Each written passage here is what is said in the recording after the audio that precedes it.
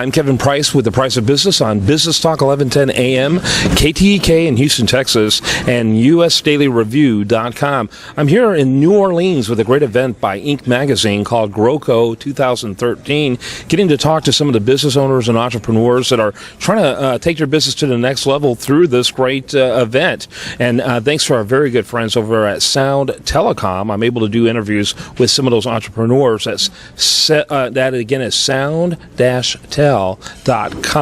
Encourage you to learn more about them and what they offer. Felisha McDougald, is that right? McDougald.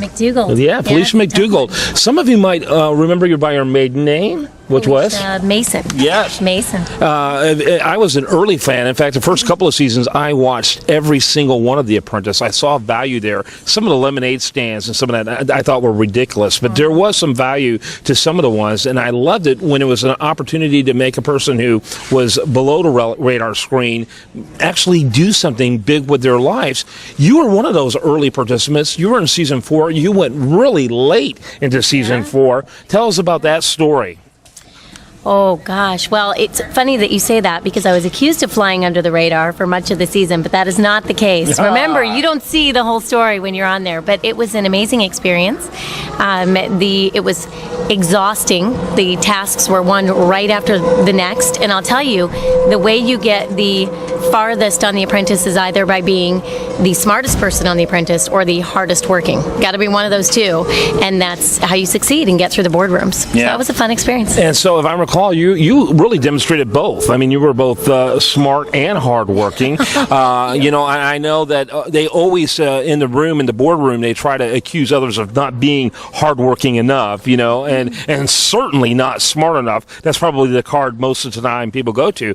But they had a hard time cornering you in that. At the end, though, you seemed a little, and I think the take that they had in the boardroom is that you were a little downbeaten by the time you got to that point. But the reality is there was a story behind a story that nobody saw. Would you like to talk a little bit about that? Yeah, it was an interesting task, that last task. It was, we hadn't slept. We'd been awake for And remind them about that task as well. Okay. Yeah. That task was Microsoft Alive Meeting. They hadn't launched it yet. So this was, our job was to create the campaign for launching this.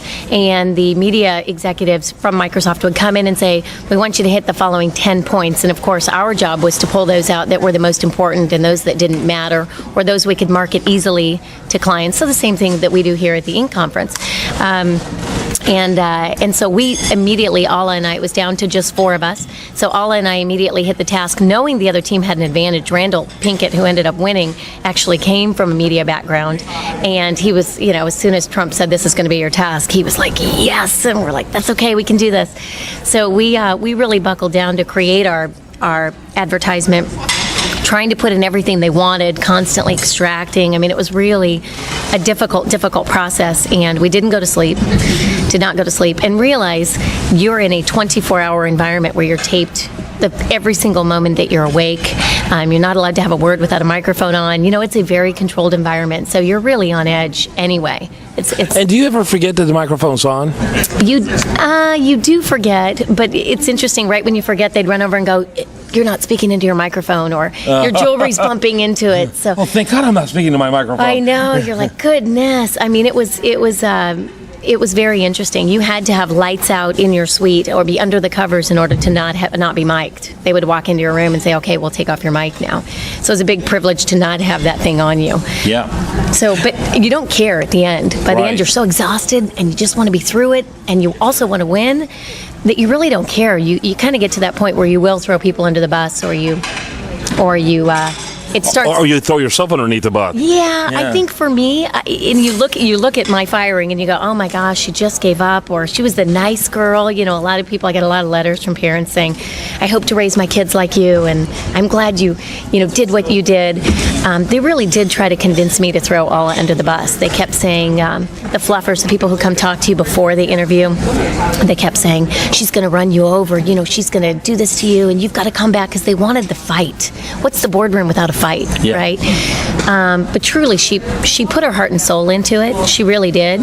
And I was exhausted, of course. But I I am not a person that's everything to win. Right. I wanted to win, but not at all cost. Right, you wanted to keep your integrity in the process. Yes, very much so. Yeah, and in the end, and you two were friends as well, so that made it a little complicated. We were and still are, Yeah. amazingly enough. So it definitely made it complicated, and they knew that. Yeah. And interestingly enough, if you watch my firing, Trump brought up something I didn't bring up that Alla did in the task that was wrong. So, Alla's take on it today is she was meant to be fired during that, and that may or may not be true. And what's interesting about that, because he used that against you, that you did not use that against her. Well, of course. I stood up to be the project manager, and honestly, in business and in life, I hope that if you really fight to take a leadership role, that you take responsibility for the failures in that leadership role as well. And that is not what Trump taught in that lesson. Right. Because he said, I fought to be project manager. I really did. I said, I can do this. He doesn't necessarily reward that. He rewards winning, which is important. But as we equally talk about in this conference, failing is just as important. And maybe in that show, it's the only thing that's important because it is a show. It is a show. Right. If you fail, what message does that send? And Trump certainly doesn't send that message, right? You're really good at answering questions. I'm sure you did a lot of interviews on this, but you did a great job not answering my question, which was the story behind the story that was going on that was really quite dramatic and rather distracting. Talk a little bit about that. Oh, well, that was interestingly enough, I'll tell you the story that very quickly that got me onto The Apprentice is my mother died when I was very young. I'm a pilot, good on paper, right? I have a technology degree. I knew that when I interviewed, I'd probably get it, just because I'm competing against women who may not have the same resume. And but 3 weeks before the actual tryouts, my father had a heart attack and died. And a friend of mine wanted to try out and said, please come with me, and I had no intention of trying out. I said, I'll come with you up to Chicago, and I stood in line with him, and we stood 100 people apart, and then they brought us in. We got a wristband. I got a wristband from Bill Rancic, and we went in and they asked us the question. Bill was the winner for season one. Season one, and he was actually handing those out in Chicago for that interview. So I still have pictures where I'm like, oh, hey, Bill. Starstruck, of course.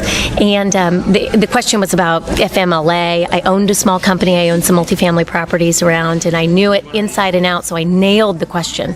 And at the end of the interview, they said, who would you want to hire and who would you want to fire? Much in the spirit of The Apprentice, and everybody was really pissed at me because I was so small business, and they were corporate types. Right. One guy was screaming, it was spit coming out of his mouth, and because the question was, should you have to disclose if you're pregnant to your boss? Yes. And of course, my answer was a resounding yes, absolutely. That can take down a small business. I'm sorry. Personal stuff aside, I've got a business that employs people here. So they were all corporate types, did not agree. And at the very end, they said, who would you hire and fire? They all said, I'd fire her, and they picked somebody else. And the very last gentleman, his name was Asa, I'll never forget him, very good-looking African-American man, sat back in his chair and said, I would not only hire her, I would make her my project manager and we would win. And we both went on to the next phase. They said, you stay and you stay. Yeah. And I don't know what happened to him. I have no idea where he is, but I'll never forget because he was so calm and collected and cool and saw it for something different than the emotion. So that's how I got on The Apprentice. It turned out that, and I didn't know that, they send you 2 Southwest tickets and say, we'll see you in New York in a week and a half with a huge disclaimer, confidentiality agreement. So I didn't know I was going. I had, in the meantime, purchased a downtrodden hotel here in Lafayette, Louisiana. An opportunistic thing, and applied for an SBA loan and just been granted a very stringent SBA loan. Yeah. Which what SBA loans aren't, right? They're very difficult. And it had all these provisions, and I had to agree to basically the punch list of things that I was going to do. And so they offered the loan, sent that to me. Well, I left literally that day. So it went unanswered. And I wasn't allowed to call. I wasn't allowed to tell anybody. I had one person on a list that I was allowed to talk to, and my phone conversations were tapped. So they were very specific, you know what I mean, while you're on the show. So 8 weeks of filming in New York went by, and they rescinded the loan in the meantime on my hotel. And went by, and I came back to what can only be described as hell because I didn't have money. Everything was in peril.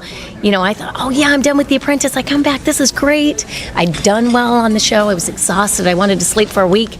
And this is after all the Howard Stern interviews and Donnie Deutsch interviews and all of those things that you do. But I came back to bankers breathing down my neck, very upset. They weren't nearly impressed by what you had just done. No, they were loaning a large amount of money to someone who had just fallen off the face of the earth for 8 weeks, and they're like, who do you think you are? I mean, money talks, right? So I had Call Donald Trump, please. Yeah, I've got a personal reference here. So I had to go back in before the board and basically beg and plead and explain. I even told them I placed very well. I completely violated my NBC contract to get the loan back, telling them where I was, how I did, and all of that in the strictest of confidentiality. And they did give my loan back to me. Thank goodness. I had to sign a new loan agreement and go through some hoops and reestablish some things, but they gave it back to me. It funded on the 5th of August. And the month of August was a hellacious month for Louisiana. We had Katrina and Rita hit that month, and I was fully underway under construction. I had big machinery and equipment digging out pools and all kinds of stuff, and it was absolutely crazy. People were stealing my front doors. I got new front doors in, laying on the property, and then they were gone. Wow. And I'm like, are you kidding me? But I ordered mattresses and blankets, and none of them could get through because they weren't emergency equipment, right? So that was the downside of it. It was very difficult. I missed a lot of the Apprentice episodes. I actually didn't get to see them until after, when I went online and tried to find them. And I missed, obviously, pushing the publicity part because I was down here patching as best I could, everything I could. We didn't have electricity or cable, nothing.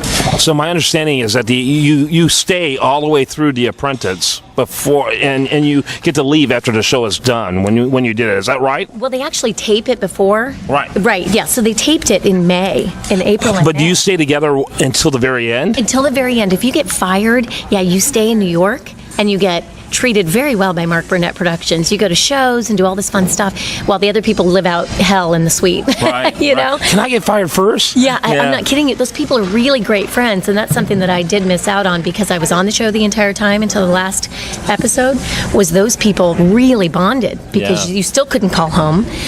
You still couldn't leave because they'd know the order. And so they just got treated like kings and queens in New York by Mark Burnett Productions. Yeah. You know? So, Felisha, we had an unusually long interview, but you're a spectacular guest. We're delighted to have you with us. Felisha McDougald, you probably knew her from The Apprentice. Before we let you go, kind of give us real quickly your speech of what you're doing today, you and your husband. Okay. So I've gotten out of real estate development in the Section 8 side, basically for safety reasons of family. You grow up, you can't do that stuff forever. And now I have a property and casualty firm, insurance, and that piggybacks off my husband's mortgage bank, and we have a title company. So we're looking to take that to the next platform of financial planning and getting some really great ideas here at the Inc. 500 conference. Yep. And a website for your husband's company or for anything you want. Absolutely. My husband's company is getamortgageplan.com. Don't misspell mortgage. Getahomeloan.com will get you there as well. And my company is QuoteMeKC, as in Kansas City.com. Awesome. Thanks for being with us. All right. Kevin Price for here in New Orleans for GrowCo. Don't forget to check us out at priceofbusiness.com and usdailyreview.com.